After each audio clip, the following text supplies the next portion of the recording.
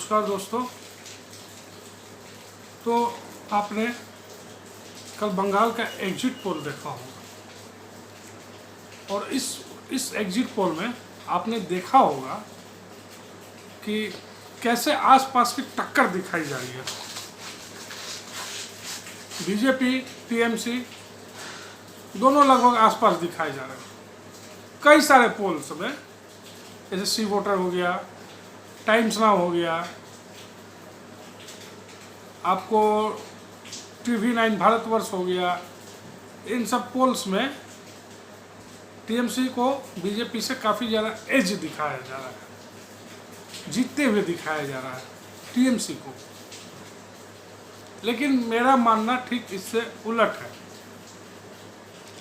मेरा मानना ये है कि जो टीएमसी को जो एज दिखाया जा रहा है वो इसलिए दिखाया जा रहा है क्योंकि वहाँ पे वो सत्ताधारी पार्टी है, इसलिए उसको एज दिखाया जा रहा है। अब किसी भी स्टेट में कोई भी सत्ताधारी पार्टियाँ होती है, ऑब्वियसली उसी को एज दिखाया जाता है, लेकिन ऐसा है नहीं। ग्राउंड की जो रिपोर्ट है वो ये कह रहा है इस बार बीजेपी वहाँ पे स्विप करेगी, सुनामी आएगी बीजेपी की, लहर है लहर, और टीएमसी एकदम जबरदस्त हारेगी। मैंने भी अपना एक एग्जिट पोल किया है, तो आप देखिए, ये देखिए मैंने अपना एग्जिट पोल किया है जिसमें बीजेपी को मैंने दिया है 225 सीट तक। ठीक है, 225 सीट तक बीजेपी आ सकती है। मान लीजिए उसमें 15 कम 15 ज़्यादा, मतलब 225 के अंदर ही, उससे आगे नहीं। टीएमसी मिनिमम 70 सीटें, उससे ज़्यादा नहीं, यही है। और ये जो एग्जिट पोल जो लोग करते हैं ना, इन लोगों का सैंपल साइज काफ़ी छोटा होता है। सैंपल साइज होता है 5,000 से 10,000 के बीच का, उससे ज़्यादा का सैंपल साइज नहीं होता है। तो मान लीजिए जहाँ पे 8 करोड़ 10 करोड़ जनता है, वहाँ पे आप 10,000 आदमी से पूछ करके आप उसको पोल्स कर रहे हो, तो पोल कैसे सटीक होगा? तो पोल सटीक हो ही नहीं सकता है। मैं सिर्फ बंगाल पे बात कर रहा हूँ, असम पे, पुडुचेरी पे, तमिलनाडु पे और केरला पे मैं बात नहीं कर रहा हूँ। मैं बस वेस्ट बंगाल पे बात कर रहा हूँ। तो वेस्ट बंगाल की जो स्थिति है ना अभी, वो परिवर्तन वाली है।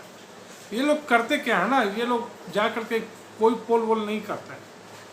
ये लोग क्या करते हैं, एक रूम में बैठते हैं और अंदाज़ा लगाते हैं, अंदेशा लगाते हैं, इस पार्टी को इतना सीट, इस पार्टी को इतना सीट, और आसपास दोनों को रखते हैं, दोनों पार्टियों के आसपास रखेंगे।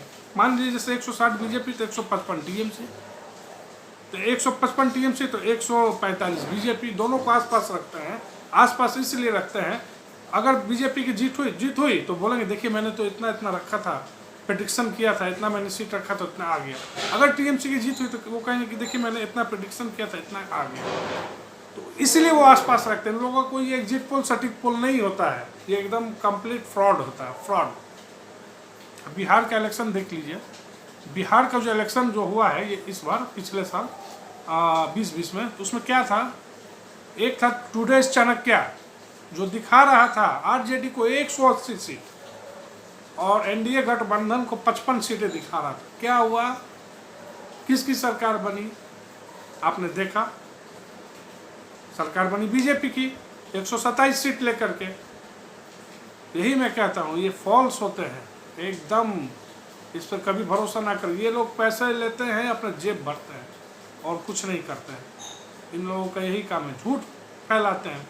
ये लोग एक कमरे में बैठ करके कागज़ पे बना लेते हैं, इतना इतना इतना इतना इतना इतना, इस पार्टी को इतना सीटें देना, इस पार्टी को इतना सीटें देना। और जैसे इनको पता चलता है कि अरे इस पार्टी का तो वहाँ पे कोई लहर ही नहीं, जैसे कांग्रेस और वाम गठबंधन का कोई लहर नहीं, तो उसको 0 सीट दे दिया, 1 सीट दे दिया। मान लीजिए 10 सीट आ भी गया तो कहेंगे ना मैं 0 से 10 सीट दिया हूँ, 0 से 10 सीट मैंने वाम गठबंधन को दिया। यही इन लोगों का पैतरा होता है और कुछ नहीं था। मेरा एग्जिट पोल देखें, 210 से लेकर 245 बीजेपी और टीएमसी 40 से लेकर के 70 तक। धन्यवाद।